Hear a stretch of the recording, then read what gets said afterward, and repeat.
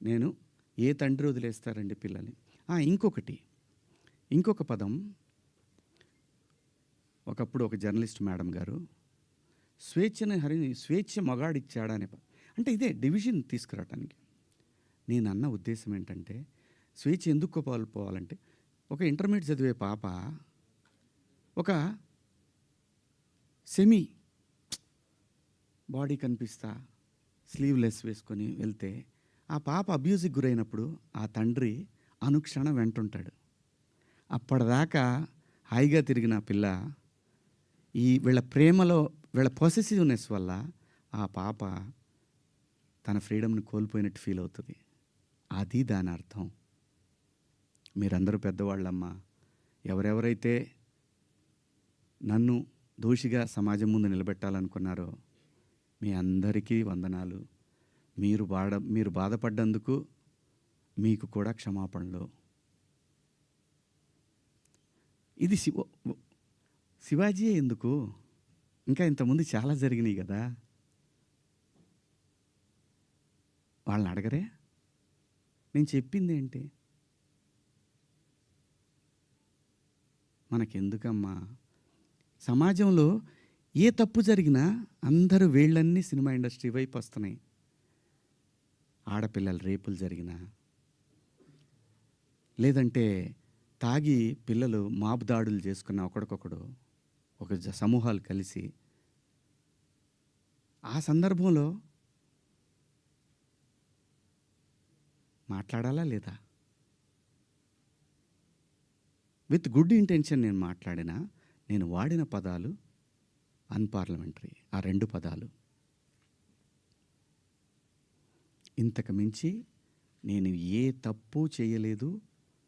చేస్తే క్షమాపణ చెప్పడానికి వెనకాడను. నేను ఎదురుదాడికి కూడా వెళ్ళే మనిషిని కాదు. నా కోసం నా ఇంటెన్షన్ అర్థం చేసుకున్న వాళ్ళందరికీ కూడా థ్యాంక్ యూ సో మచ్.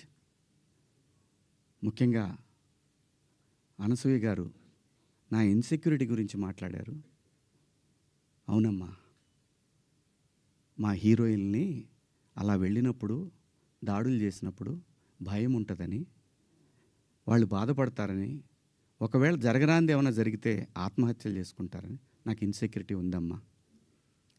ఇంకోటి, నా మీద మీరు జాలి చూపించారు, ఐ పిటీ హిమ్ అని. చాలా థ్యాంక్స్ అమ్మా. మీకు ఇచ్చిన విశాల హృదయానికి భగవంతుడికి థ్యాంక్స్ చెప్తూ, అదే భగవంతుడిని కోరుకుంటున్నాను. మీకు తొందరలోనే మీ రుణాన్ని తీర్చుకునే అవకాశం భగవంతుడు నాకు కల్పించాలని కోరుకుంటున్నామ్మా. అమ్మా, అంటే ఎవరన్నా ఆవిడ్ని ఎక్కడన్నా ఇబ్బంది పెడితే ఇది తప్పురా అని ఖండించడానికి నేను కూడా వెళ్ళాలి అని. అంతేనమ్మా. ఇంత తప్ప నాకు ఎటువంటి బ్యాడ్ ఇంటెన్షన్స్ లేవండి. మీరెవరన్నా అడిగిన క్వశ్చన్స్లో మీరు పదాలు వాడిని తప్పు కదా అంటే దానికి ఆల్రెడీ క్షమాపణ చెప్పాను. ఇంకా వేరే ఏమన్నా ఉంటే అడగండి. శివాజీ గారు, ఆ రోజు మాట్లాడినా ఈరోజు మాట్లాడినా హీరోయిన్స్ గురించి మాట్లాడాను అన్నారు. హీరోయిన్స్ ఎక్కడైనా రెస్పాండ్ అయ్యారా? మీతో ఎవరన్నా మాట్లాడారా? ఇండస్ట్రీ నుంచి సుప్రియ గారు తప్ప మిగతా వాళ్ళు ఎవరన్నా మాట్లాడారా మీతో ఇప్పటి వరకు? ఎవరు మాట్లాడలేదండి. విష్ణుబాబు మాట్లాడాడు నాతోటి. ఏమన్నాడంటే, డలింగ్ అని అంటే, సారీ బాబు, నా నుంచి 2 బ్యాడ్. ఇదే ఫస్ట్ కాల్ రాగానే ఇట్లా పదాలు వాడాను. లిటరల్గా నాకు అపాలజీస్ చెప్పాలనుంది అన్న. సూపర్, ఇంకేంటి, ఒక మెయిల్ పంపించేసేయండి, వాళ్ళు ఆల్రెడీ పెట్టినట్టున్నారు. పంపించేశాను. ఆ తర్వాత చాలామంది హీరోలు ఫోన్ చేశారు, చాలామంది ఆర్టిస్టులు ఫోన్ చేశారు, చాలామంది ఎమ్మెల్యేలు ఫోన్ చేశారు. ఆడపిల్లని కాపాడుకోవాలనే ఉద్దేశం తప్ప, ఆడపిల్లని బంధించి, ఆడపిల్ల స్వేచ్ఛను హరించి, ఆడపిల్లల్ని ఆట వస్తువులాగా చూడాలనుకునే సంస్కారం ఈ జనరేషన్లో కూడా ఎవరికీ లేదు. కుసంస్కారం ఎవరికీ లేదు. ప్రతి తల్లి, నా ఇంట్లో తల్లి ఉంది, మీ ఇంట్లో తల్లి ఉంది, మనకు పెళ్ళిళ్ళైతే భార్యలు ఉంటారు, మనకు బిడ్డలు పుడితే ఆడపిల్లలు ఉంటారు. వీళ్ళందరి మీద ఉన్న అపరిమితమైన ప్రేమతోనే వాళ్ళ మీద చూపించే అడుగడుగు. ఎందుకంటే ఈ భారతదేశంలో ప్రతి 3 గంటలకు ఒకసారి రేపు జరుగుతూ ఉంది. ఒక ఆడబిడ్డ జీవితం నాశనం అయిపోతూ ఉంది. ఆ భయంలోంచి వచ్చిందే, అమ్మ కొంచెం మంచి బట్టలు వేసుకెళ్ళరా అని ఒక తండ్రి చెప్తాడు.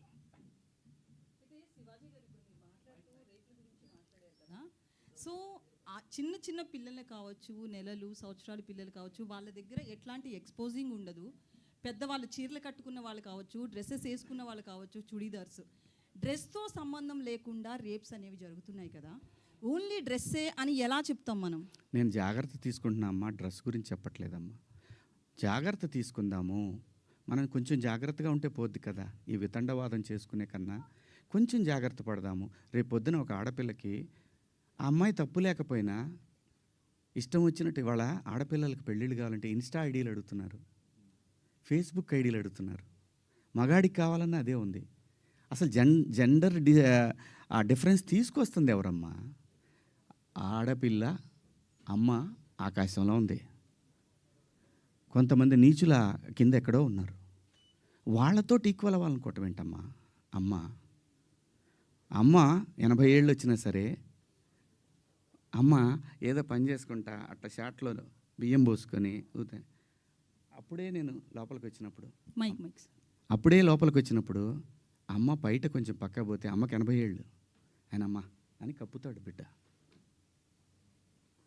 ఈ భూమి మీద ఏ మగాడు కూడా ఆడదాన్ని విలాస వస్తువుగా చూడరమ్మా. ఇంట్లో, సొంత ఇంట్లో. నేను జాగ్రత్త పడమంటున్నానే తప్ప నేను ఎవరిని కించపరచలేదమ్మా. నేను వాడిన పదాలు తప్పు, ఆ 2 పదాలు. నేను ఇచ్చిన స్టేట్మెంట్కి స్టిల్ నేను నిలబడి ఉన్నాను. నేనేమీ వెనక్కిపోను.